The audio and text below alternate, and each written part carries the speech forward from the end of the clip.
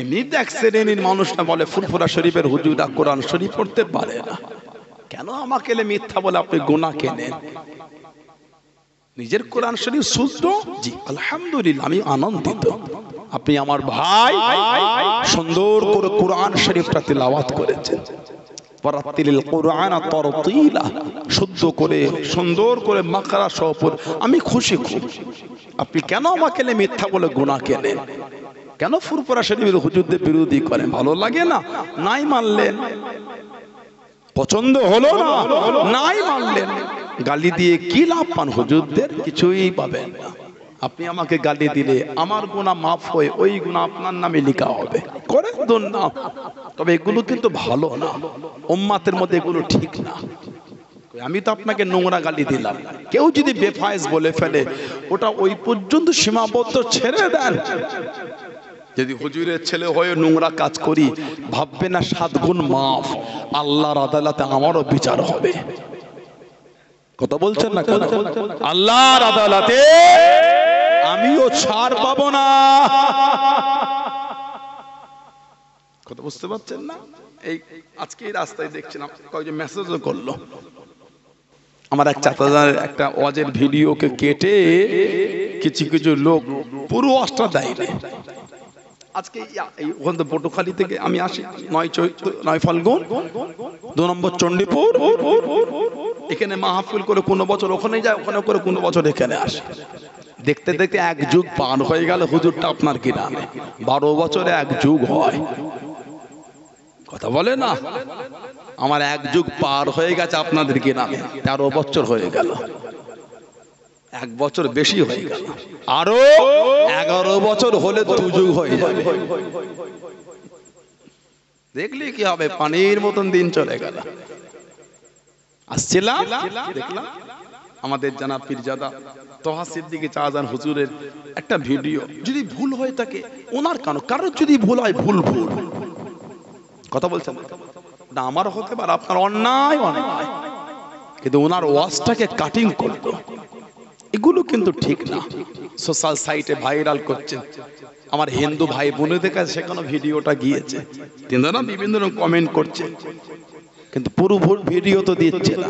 আমিও দেখিনি, এই এখন দেখলাম একজন দিয়েছে, পুরোটা শুনলাম গাড়িতে, অবাক।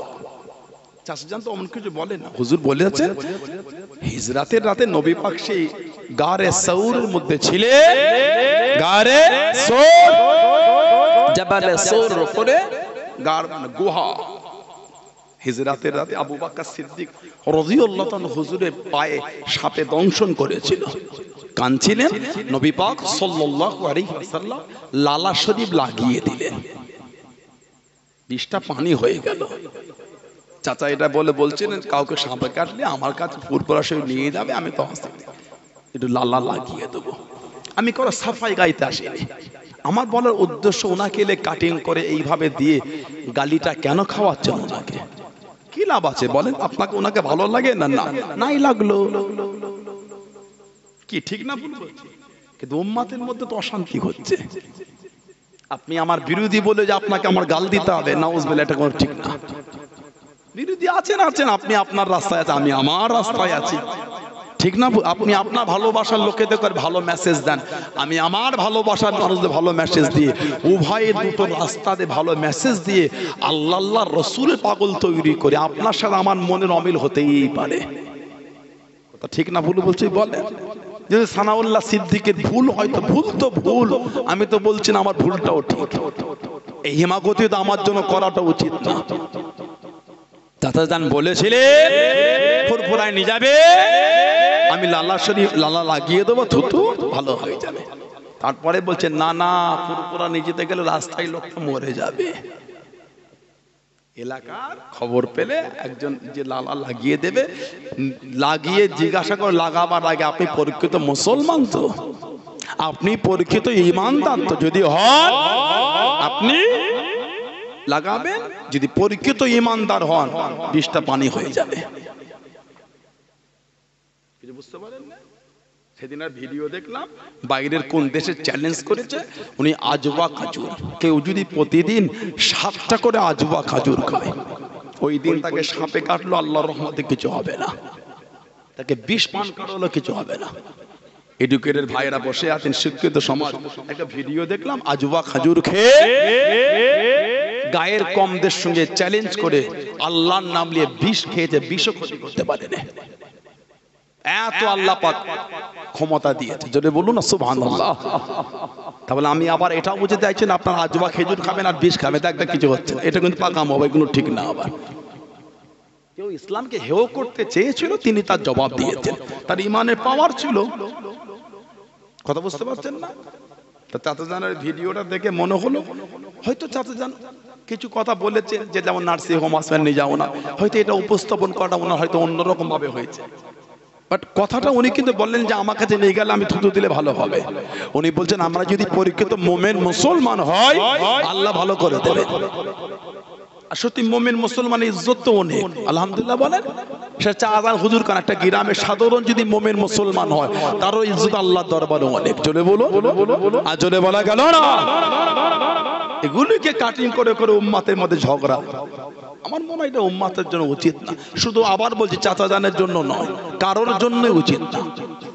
যদি কেউ বিতর্কিত কোন নোংরা শব্দ বলে, ওটা আপনি দেন, বলে হুজুর আপনারা তো অনেকের বিতর্ক কমে, মানে এই ভিডিও নিয়ে আমরা অনেকের পুরো ভিডিও শুনে যদি বিতর্ক থাকে তার বিরোধী করি। যেমন কদিন আগে একজন বলল শবে বারাতের রাতে নামাজ না পড়ে, ওই সময়টা যদি দল বেঁধে মসজিদে নামাজ না পড়ে, ওই সময় যদি পতিতালয়, তার একটা চলিত ভাষা আমি ওটা বললাম না, পতিতালয়ে গিয়ে ওই সময়টায় শবে বারাতের রাতে মসজিদে দল বেঁধে নামাজ পড়া থেকে পতিতালয়ে গেলে নাকি গুনাহ কম হবে বলছে। এটা আপনারা শুনেছেন?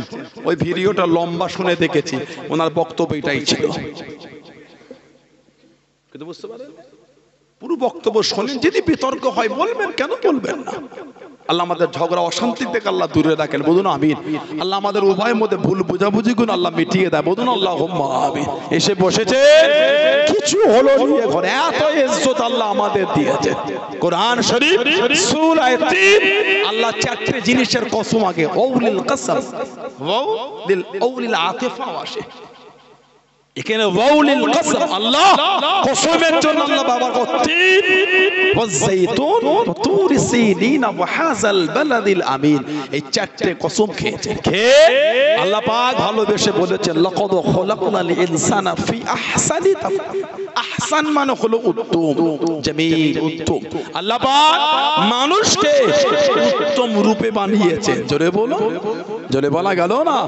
যত সৃষ্টি আল্লাহ সবথেকে সুন্দর আল্লাহ মানুষকে করেছেন, এত ইজ্জত আল্লাহ মানুষের দিতে। কোরআন শরীফ আল্লাহ পাক সূরা হাসরে জিকির করেছেন, লাউ আনজালনা হাযাল কুরআনা আলা জাবালিন লারাআইতাহু খাশিআম মুতাসাদ্দিআম মিন খাশিয়াতিল্লাহ। লাউ আনজালনা হাযাল কুরআন, যদি আমি আল্লাহ পাক এই কোরআনকে নাজিল করতাম। কোন কোরআন? জালিকাল কিতাব, ইয়ানি হাযাল কিতাব। জালিকাল কিতাবের তাফসীর হলো হাযাল কিতাব। উলামারা আছেন তাফসীর জালালাইন শরীফ বলেন না, বিভিন্ন তাফসীর বলেন। জালিকাল কিতাব ইয়ানি হাযাল কিতাব লা রাইবা ফি হুদাল লিল মুত্তাকিন। জোরে বলো, আল্লাহ পাক এই কিতাবে ভুল দূরের কথা, আল্লাহ বলে সন্দেহ নাই, হুদাল লিল মুত্তাকিন। আল্লাহ কোরআন শরীফ মুত্তাকিনদের জন্য আল্লাহ হেদায়েত করে দিয়েছেন। এই কোরআন শরীফ আল্লাহ পাক নাজিল যদি করতেন কোথায়? আলা মানে উপরে, জবালে। যদি আমি আল্লাহ এই কোরআনকে পাহাড়ের উপরে নাজিল করতাম, কি হতো? খাশিআম মুতাসাদ্দিআম মিন খাশিয়াতিল্লাহ। পাহাড় আমি আল্লাহ আমার ভয়ে চূর্ণ বিচূর্ণ ধুলো হয়ে যেত। সেই কোরআন শরীফ আল্লাহ পাক আমাদের নবী পাকের সিনার উপরে দিয়ে দিয়েছে। জোরে বলো, 23 বছর ধরে কোরআন শরীফ নাজিল হয়েছে। 23টা বছরে জিবরাইল আলাইহিস সালাম আমাদের নবী পাকের কাছে 24,000 বার এসেছেন। এই 24,000-এ মাত্র 3 বার নিজের আসল চেহারায় নবীর কাছে এসেছিলেন, যেভাবে আল্লাহ জিবরাইল আলাইহিস সালামকে বানিয়েছে। বাকি 23,997 বার উনি অন্য চেহারায় এসেছিলেন। সবথেকে বেশি এসেছে হযরত তাহিয়া কলবি রাদিয়াল্লাহু তাআলা, আমার নবী পাকের সাহাবীর চেহারায় সবথেকে বেশি নবীর কাছে এসেছেন। জোরে বলো, এত ইজ্জত আল্লাহ মানুষের দিলেন আমার নবীর জন্য। তবে মানুষের জায়গা আল্লাহ দুটোর মধ্যে একটা করে, তিনটে কোনো জায়গা না, হয় আসহাবুল ইয়ামিন বা আসহাবুশ শিমাল, হয় জান্নাতি না হলে কি আসহাবুশ শিমাল, জাহান্নামে। মধ্যখানে মানুষের কোনো জায়গা নাই। ওটা আল্লাহ পাক কোরআন শরীফে বলেছেন, কোরআন শরীফ সূরা হাশর, লা ইয়াস্তাবি আসহাবুন নারি ওয়া আসহাবুল জান্নাহ, জান্নাতের অধিবাসী আর জাহান্নামের অধিবাসী দুজনে এক না। তারপরে আল্লাহ পাক বলে আসহাবুল জান্নাতি হুমুল ফাইজুন, জান্নাতের অধিবাসী তারাই হলেন সফল, তারাই হলেন কিসমতওয়ালা, ভাগ্যওয়ালা। জোরে বলে, ভালোবাসায় বলা গেল না। আল্লাহ আমাদের জান্নাত হিসাবে কবুল করেন আর বলেন আমিন। জোরে বলেন আল্লাহুম্মা আমিন।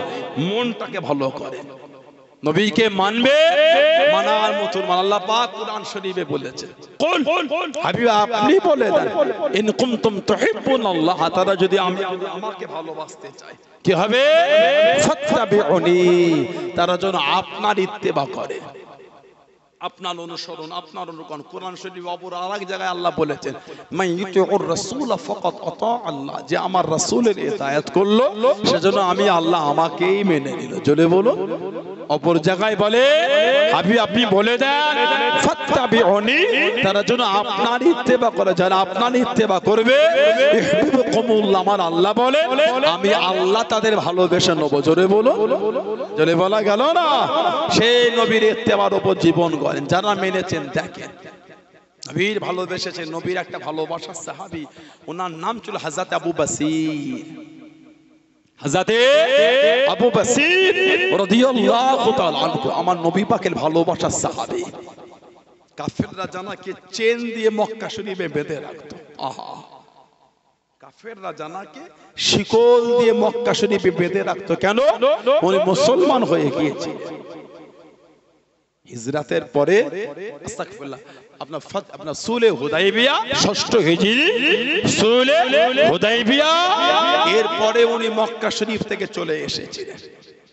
সুলে হুদাইবিয়া আল্লাহ নবী নববী শরীফে ওয়াজ করেন, ও যুবকে ও আমার মুরব্বি বাপ জানেন, আল্লাহ নবী সাহাবাদের নিয়ে বয়ান করেন, আল্লাহ নবী সাহাবাদের নিয়ে ওয়াজ করেন, আল্লাহ নবী জানিয়ে দেন সাল্লাল্লাহু আলাইহি ওয়াসাল্লাম, ও বাবা সাহাবারা, আমি নবী গতকাল আদেন স্বপ্নের মধ্যে দেখতে পেলাম, খবের মধ্যে দেখতে পেলাম, আমি নবী আল্লাহ পাকের কাবা শরীফটা তওয়াফ করি, আল্লাহ পাকের কাবা শরীফ তওয়াফ করি, নবীদের স্বপ্নগুলো সত্যি, নবীদের স্বপ্নগুলো সত্যি। ইয়া রাসূলুল্লাহ হাবিবাল্লাহ, ইয়া রাসূলুল্লাহ হাবিবাল্লাহ, আল্লাহ পাকের নবী হুজুর বিয়াদি মাফ করুন, গুস্তাগিটা ক্ষমা করুন, কতদিন কাবা শরীফে যাই না করুন, একবার যদি জেনেন আল্লাহ নবী হাও বলেন না, নো বলেন না, সাহাবাদের মুখে মুখে, সাহাবাদের কানে কানে খবরটা পৌঁছে গেল, আল্লাহ নবী সাল্লাল্লাহু আলাইহি ওয়াসাল্লামের 1.5 সাহাবা আল্লাহ নবী দরবারে হাজির হয়ে গেলেন। আসসালামু আলাইকা ইয়া রাসূলুল্লাহ হাবিবাল্লাহ, আল্লাহ নবী সালামে জবাব করে দিন, আল্লাহ নবী উত্তর করে দিন, ইয়া রাসূলুল্লাহ হাবিবাল্লাহ, আল্লাহ পাকের নবী কবে কাবা শরীফে যাবেন, কখন কাবা শরীফে যাবেন, আল্লাহ নবী জানিয়ে দিন, আল্লাহ নবী শুনিয়ে দিন। ও বাবা সাহাবারা, আমি নবী হাও বলি না, না বলি না, হুজুর একটু যদি যেতেন, আল্লাহ নবী 1.5 সাহাবাদের করে নিয়ে আল্লাহ নবী টুকটুক করে বার হয়ে গেলেন। জোরে বলুন সুবহান, আর একটু জোরে বলুন সুবহান। 1.5 সাহাবা নবী নিয়ে বার হয়ে গেলেন। সর্বপ্রথম নবী পাক গিয়েছিলেন যুলহুলাইফা, মদিনা শরীফে মিকাত। মিকাত, মিকাত মানে হলো সীমানা। আমরা ফিকা পড়েছি, ফিকা, যারা আমার উলামা ভাই আছেন এখানে আমরা জানেন, আমরা মিকাত পড়েছি। আমরা ভারতবাসী, আমাদের মিকাতের নাম হলো ইয়া লামলাম, তাই না? ইরাকের লোকেদের মিকাতের নাম জাত ইরাক, আর মদিনা শরীফের লোকেদের মিকাতের নাম যুলহুলাইফা। নবী পাক এই যুলহুলাইফায় গেলে মিকাত, কোন লোক যদি মদিনা শরীফের লোক মক্কা শরীফে হজ বা উমরার জন্য এই যুলহুলাইফাটা বিনা ইহরামে অতিক্রম করে, ওই ব্যক্তিটাকে একটা দম দিতে হবে। হুকুম এটা। ইদানিং আমাদের এলাকা থেকে উমরা যাবার একটা ভালোই আলোড়ন পড়েছে। আল্লাহ সকলকে যাবার তৌফিক দাও, বলুন আমিন। চিটিংবাজিও কম হচ্ছে না। কি বলে? চিটিংবাজিও কম হচ্ছে না। এই সমস্ত জায়গায় চিটিংবাজি করাটা সহজ। কেন বলেন তো? হজে নিয়ে তো আল্লাহর ওলি, উমরায় নিয়ে তো ফেরেশতাও, হাজিদের নিয়ে যাচ্ছে তো আল্লাহর ওলি। এই ওলি সেজে যে কত শয়তান ঘুরছে বোঝা মুশকিল। তো এই কদিন আগে দেখলাম ভিডিও, এই সমস্ত ভাইদের খেদমতেই দেখলাম মিডিয়া, এয়ারপোর্টের মধ্যে 3 ঘন্টা বসিয়ে রেখে বার করে দিয়েছে, টিকিট কিনা কন্ট্রোল হয়ে গেছে বলছে। প্রায় 40 জনের অধিক হাজি ছেলে মেয়ে আহা উমরায় যাচ্ছিল। 3 মাস না 4 মাস আগে টাকা নিয়ে নিয়েছে। 3 ঘন্টা এয়ারপোর্টে বসে ভিতরে এন্ট্রি নিয়ে আবার এক্সিট করিয়ে দিয়েছে। ওই সমস্ত ট্রাভেল এজেন্সিদের উপর আল্লাহর লানাত। আল্লাহ আল্লাহর রাসূলের মেহমানদের সঙ্গে বেয়াদবি করেছে। কি ভাবছেন আপনি? যেখানে যেমন তাড়াতাড়ি দোয়াটা কবুল হয়, সেখানে তেমন গজবটাও কিন্তু কম হয় না। কাবা শরীফের মেহমান, নবী পাকের রওজা শরীফের মেহমানের সঙ্গে বেয়াদবি করলে তোমার নসিবে আল্লাহর লানাত ছাড়া কিছুই জুড়বে না। কত রকম পাম্পম দেয়, খাওয়া সে বিরাট ব্যাপার, খেয়ে দম নিতে পারবে না। ও বাবা, জেদ্দা এয়ারপোর্টে 4 ঘন্টা বসি 1 বোতল পানিও দেয় না। গ্রামগঞ্জের প্রত্যন্ত এলাকার হাজিরা সব গিয়েছে, দোকান থেকে ভয় খাচ্ছে, কি হবে রে বাবা, কথা বলে না। সব জায়গায় টাকা থাকলেও কাজ হয় না, ভাষাও জানতে হয়, একটু মনে সাহসও থাকতে হয়। কি ঠিক না ভুল বললাম বলে? এই নিয়ে গিয়ে হাজিগুলোকে অনেক ট্রাভেল এজেন্সি কষ্ট দেয়, ঘোরায়ও না, ঘোরায়ও না। জানি তো আমরা। এই কদিন আগে টাকা নিয়ে সব রেডি হয়ে গেল, সব দেখা সাক্ষাৎ মেরে গাড়ি রেডি করে গাড়িতে উঠেও পড়েছে। অর্ধেক রাস্তায় এসে যে ফোন করতে টিকিট রেডি হয় না, ফিরে চলে যাও। নাউজুবিল্লাহ বলে। ওই এজেন্সিটার উপর আল্লাহর লানাত। এত কষ্ট দিলে কেন লোকগুলোকে? সাধারণ নিরীহ নিরীহ লোক, এদের মনে আল্লাহ আল্লাহ রাসূলের কত ভালোবাসা তুমি জানো? কত কষ্ট করে কত বছর ধরে টাকাটা জোগাড় করেছে, 1 লাখ টাকা। তোমার কাছে ছেলে খেলা হতে পারে, ওনাদের কাছে ছেলে খেলা নয়। বলেন ঠিক না ভুল বলছি? বলেন। মজাক শুরু হয়ে গেছে, দেখছেন না? একটা চিটিংবাজ পূর্বপুরুষের নাম করে টাকা তুলছে। আমি পুরো হুদাইফা সিদ্দিকী বলছি, সানাউল্লাহ সিদ্দিকী আপনার নাম্বারটা দিল, অমুক সিদ্দিকী আমার সাথে আছে। শুনেন আপনারা, অমুক সিদ্দিকী আমার সাথে, আমি হুদাইফা সিদ্দিকী, দাদা হুজুর নামে আমাদের মক্কা শরীফে বিরাট 5 তলা বিল্ডিং, আমাদের এই কলেক্টরের পাশে বিরাট বিল্ডিং, আমাদের টাকা দিয়ে আমরা, আপনাদের মাদ্রাসা মসজিদ আছে? হ্যাঁ আছে। তাহলে ছবিটা পাঠান দেখি, আমার 7 লক্ষ টাকা করে দিচ্ছি আমরা, আর জাকাত ফিতরাও দিই, গরিবের মেয়ের বিয়েও দিই আমরা, পাঠান। ছবি বই পাঠিয়ে দিলেন। আর ব্যাংকের অ্যাকাউন্ট আছে? হ্যাঁ পাঠিয়ে দেন।